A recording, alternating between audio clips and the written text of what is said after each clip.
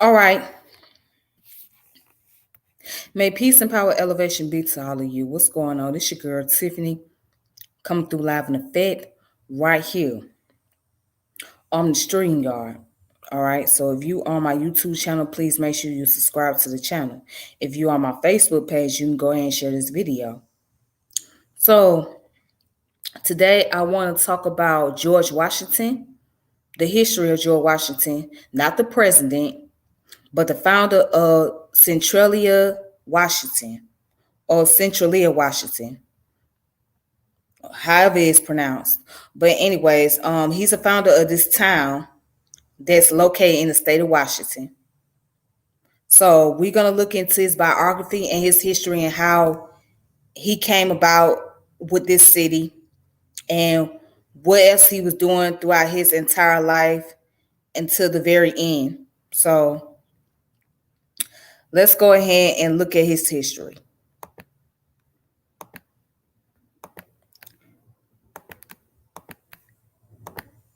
All right. So right here, this is George Washington, right? This is the founder of Centralia, Washington.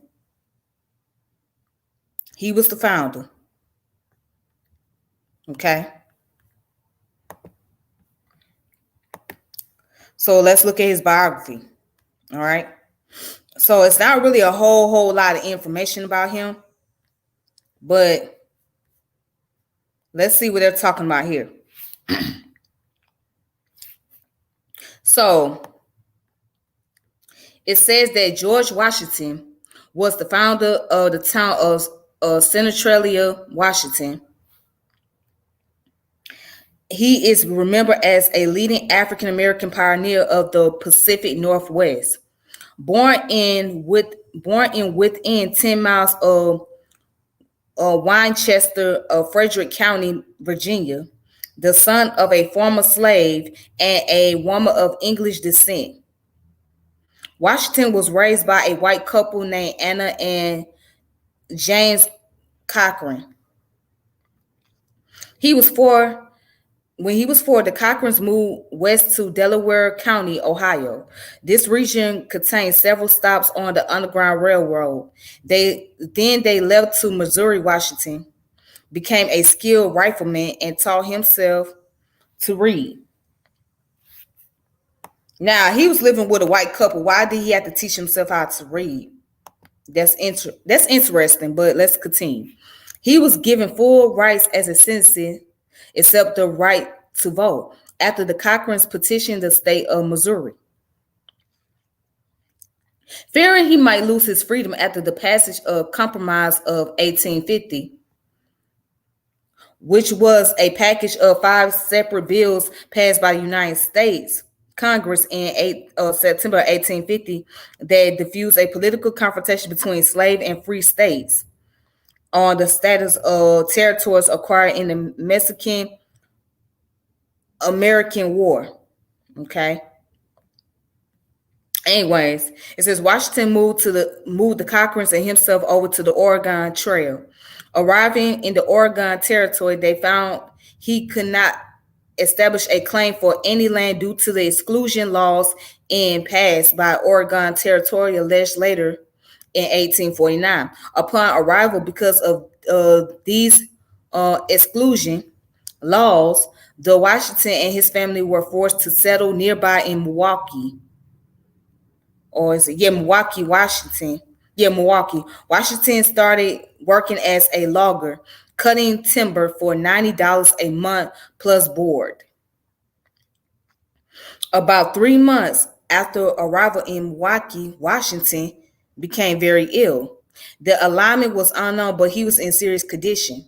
The closest hospital at the time in pioneer country was the Columbia Barracks military fort, later Fort Vancouver, on the north side of the Columbia River. When the Cochrans took him there for treatment, they were told it was just for soldiers.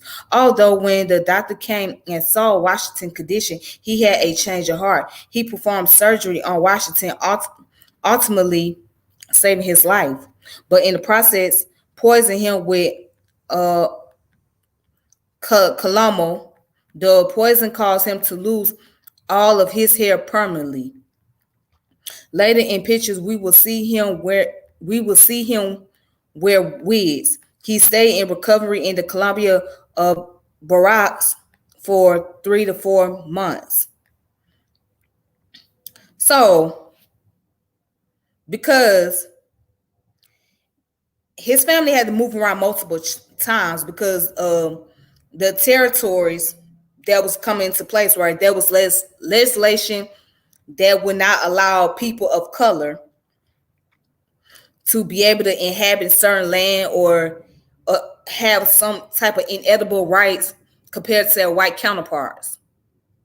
And then he became sick and he was need some type of special treatment. However, that treatment that he was receiving, right, it ended up causing him to lose a lot of his hair.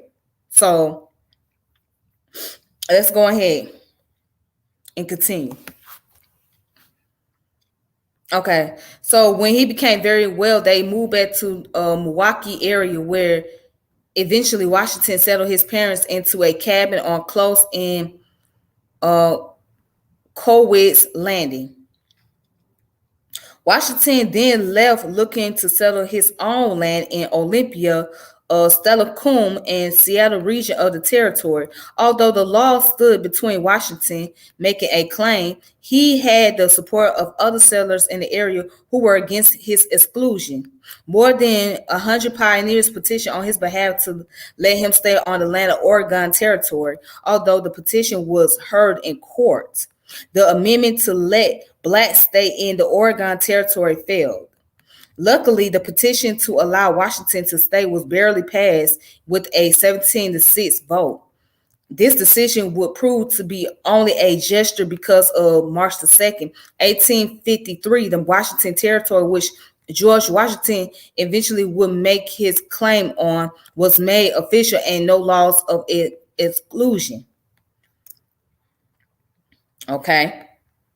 So it then says he then left and settled near the confluence of the Chehalis and Skookumchuck rivers, and the Cochrans claimed the land for the family in 1853. When Washington Territory was split from the Oregon Territory in 1853, the new territory statutes did not preclude African American from owning land. The Cochrans sold their land to him for $6,000. George cared for his adopted parents the rest of their lives and later married newly divorced Mary Jane Kane Kunis, helping raising her son Stacy. Anticipating the arrival of Northern Pacific Railroad in 1872, Washington saw visions of a town on the southeast corner of his land, saying that it is the center point between Columbia and Tacoma, and so forth. Named it the city of Centralia. He named the streets after biblical references and settling aside land for a park, now the site of Carnegie Library, and churches of many denominations. The town was incorporated as Centralia, Washington, in 1886 after it was discovered that another town in the territory already bore the name of Centerville. This made Washington the only black person to found a town in the Pacific Northwest. So, anyways, yeah, the story about this town, right? You rarely hear much about it. I have heard about it before in the past, and I have posted up this information before on my other page. So yeah, because I have a secondary page on Facebook as well, and I have posted this up, but nobody really talks much about the town of, what talked about Washington as a territory, because Washington, the state of Washington, is not very popular. All right, for one. And it's very rare and uncommon to hear about African Americans and the city they founded. So it doesn't become that much of a topic of the conversation, right? So let's go ahead and continue. All right, then it says here, Washington was the proponent of the steady growth using fair business practices. Some say that he taught so was some saying that he talked so square and straightforward that buyers would become suspicious. It said, despite facing some racial prejudice at the hands of newcomers, many of whom migrated from the segregated post-war South, George Washington supported many of the townspeople through the Panic of 1893, when Northern Pacific went bankrupt and the town nearly collapsed. The town thrived in the boom started by the Alaska Gold Rush in 1898. By the time he died in 1905, at the age of 88, Centralia had grown to a town around 5,000 residents who turned out en masse to honor him at his funeral. He is buried in the town's Washington Lawn Cemetery.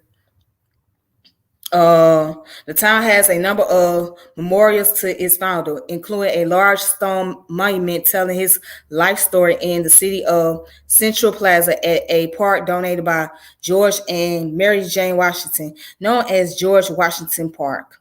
During a year-long celebration of his 200th birthday, volunteers built a bronze statue of George and Mary Jane Washington that was placed in George Washington Park in August of 2018. All right. So that's the history behind George Washington and the founding of this city called Centralia, Washington. So we can look up a little bit more information. As a matter of fact, let's pull up his statue.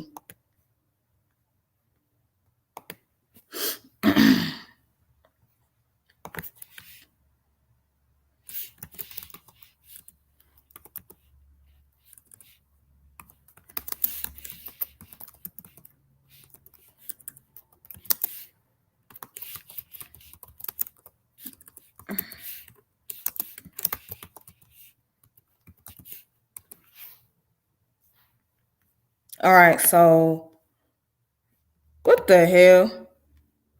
Okay. Wow, this is funny. I don't know. This just came across right here. What the heezy?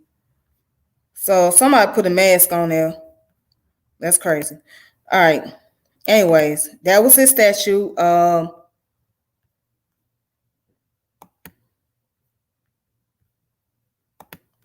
trying to find another statue. All right, that's another carved image of him right here. Okay.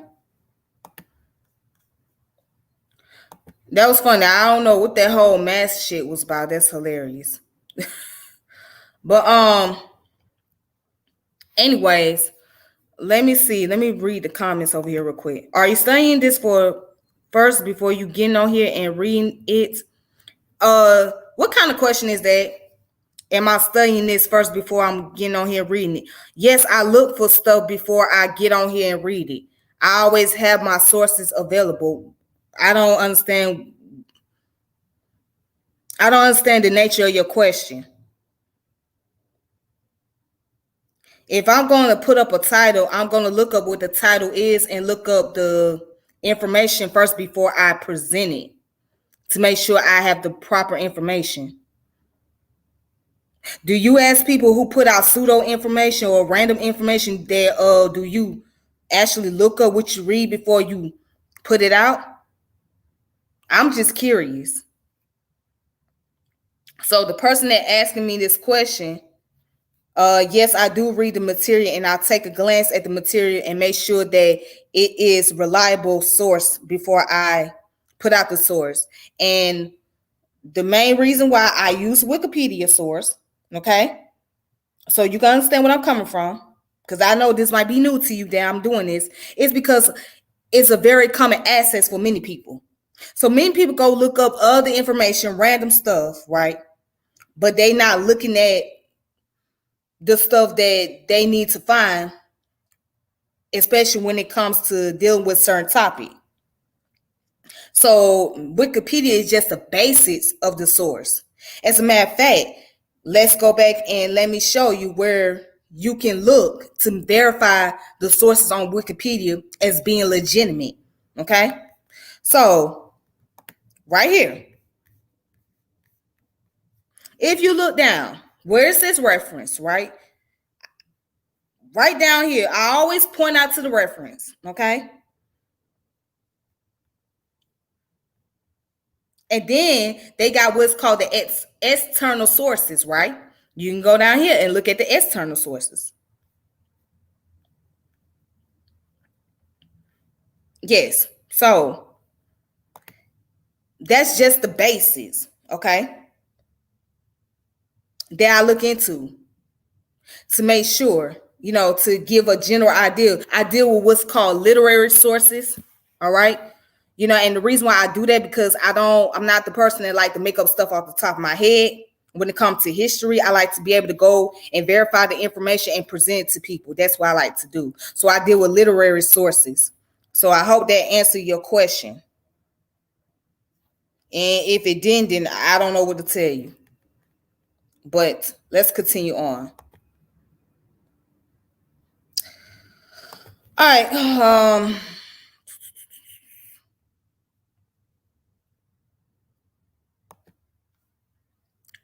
Anyways, anywho.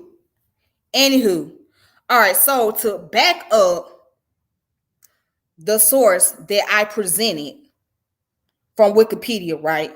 You can also look up scholarly information. Okay. See this one right here. The source is called George Washington, founder of Centralia, right? The author is Robert W. O'Brien. The Negro History Bulletin, which was written in June of 1942, volume 5, number 9. Okay. And that's the page number right there. And you can look it up. It's published by Association for the Study of African American Life History. All right. So right here is an article. Okay. It's called the Negro History Bulletin. All right. You see it right there.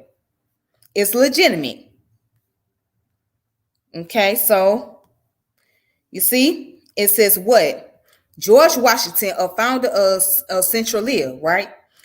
A white marble seat in Centralia City Park carries the inscription in memory of George Washington, donor of this park. George Washington was more than a donor of a park. He founded the city of Centralia, Washington, 1875. All right. And to verify this, it shows when he was born, right? And who was his parents. Okay. Just like I read before on Wikipedia, it's presented in this source. Okay.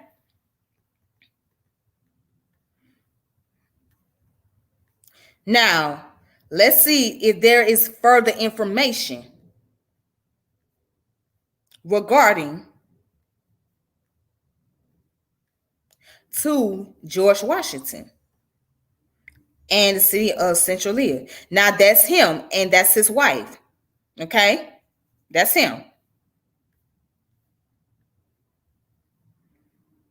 All right?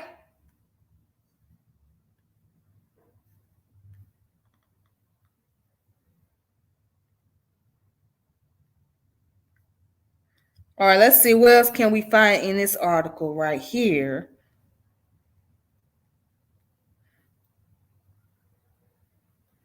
All right. So it says the first authorized military force in Western Canada was organized by the Negroes of Victoria in 1860. A company of 3 officers and 44 men were enlisted as the Pioneer Rifle Corps. The uniforms, which included a shako headdress, were especially made for them England, and were issued by the Hudson Bay Company. White resident was excluded from membership. As a result, the company was nicknamed the All Black and the African Rifles. All right. As you can see here,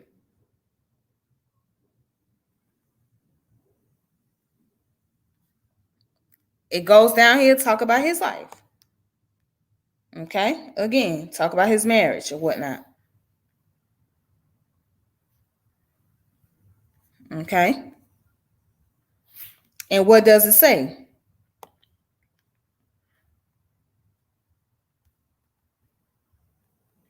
And then it says, when the North Pacific Railroad crossed his land in 1872, Washington planned to found a city named Centralia, halfway between Tomaka and Kaloa, right? So that information verified that to be true. Okay.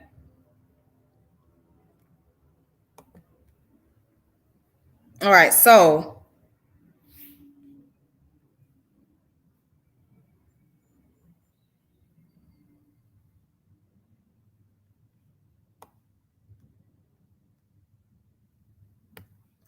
and then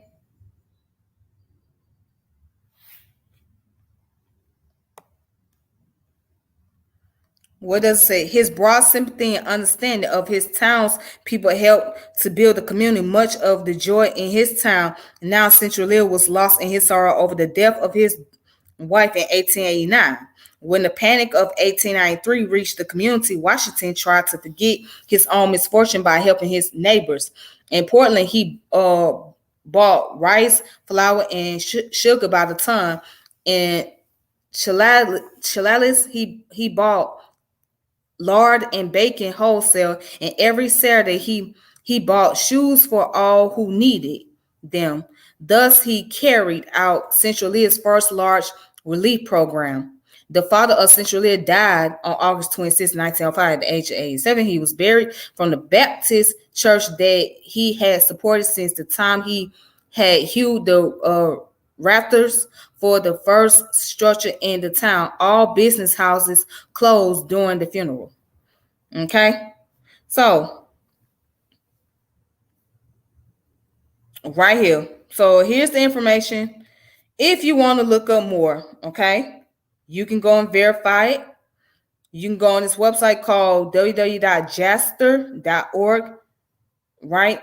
Is JSTOR.org. Okay. So you can find out more information about this brother right here. Okay. Now, here's another information. All right. And it's coming from the same article, but this time it was written on November of 1963, volume 27, number 2. All right. See? And it goes into George Washington.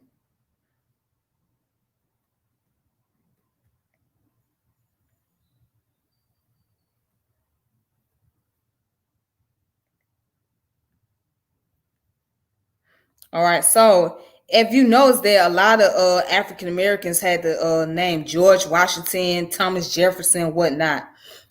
You know, it was very common, very, you had George Washington Carver, you had George Washington, this guy, then you had Abraham Lincoln, etc. They took on the names after the presidents of the United States. Okay. All right, but anyways, here go another information to verify. All right. So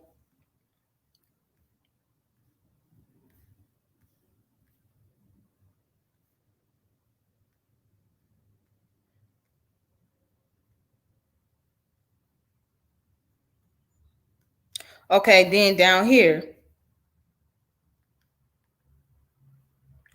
it says This pioneer had a very limited education owing to constitution of the states where he had lived. At the time, there were few schools on the frontier, and that was where George Washington had spent the greater part of his youth. He attended school only 9 months, but he was studious in later life and was considered a well-informed, cultured man.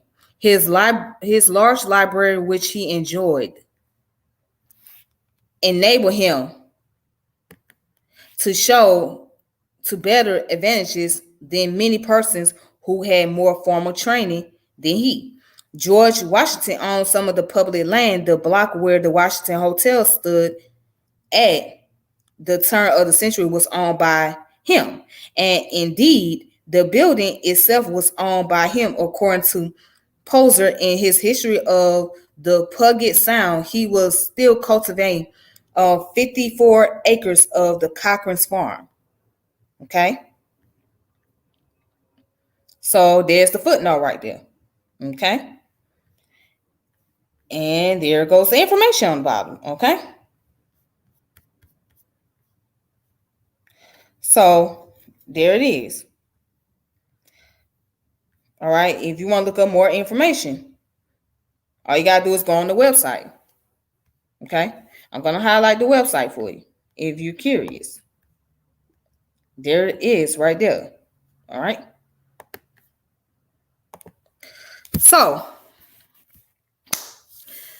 with that being said,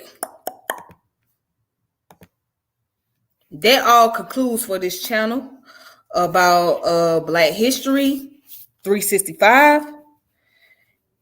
And so one thing I want to say is get used to me using literary sources, because that's what I'm going to do. All right.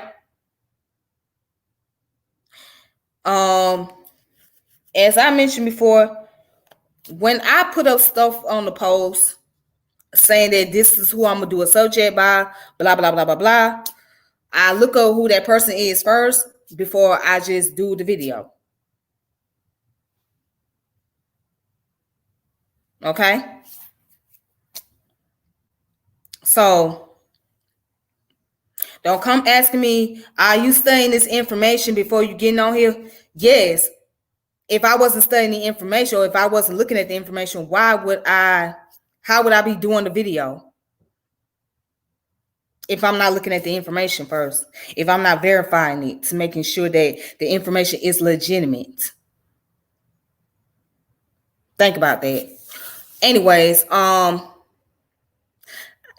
just can't stand when people ask me random questions, right?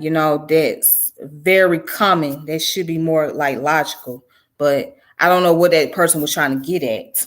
But anyways,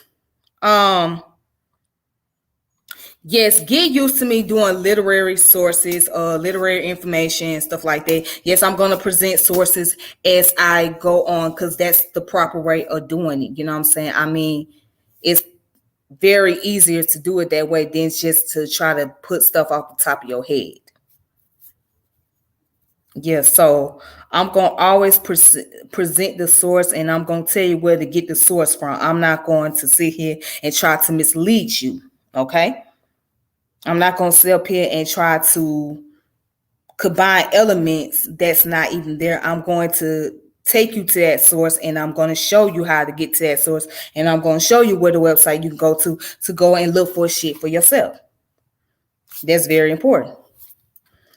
But see, there's people that's so used to folks telling them stuff that makes them feel good and accommodate them. I can't do that. I'm sorry. I will not do that. I refuse to do that. So, yeah. But anyways, thank you guys for watching the video. For those of you that are watching. And if you like what I'm doing and you want to share this video, go ahead and do so. Go ahead and share this video. Good God Almighty. And then, excuse me. Excuse me. Ooh. Wow. Yeah, if you like what I'm doing and you want to share this video, please go ahead and do so. You can share it on Facebook, If you like my YouTube channel, you can go ahead and subscribe to the YouTube channel. Yep. So this channel, what I'm doing is mostly Black history stuff for the most part. Also, I deal with other general topics at hand as well, like social issue and stuff like that. So later on today, I want to get into I want to again to talk about Young Dolph, the rapper from Memphis, Tennessee, and his album called Rich Slave.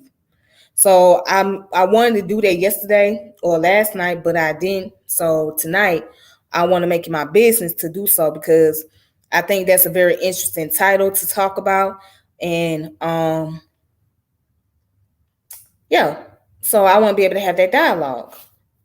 So, anyways, you all have a wonderful day. Please be safe out there. Be careful.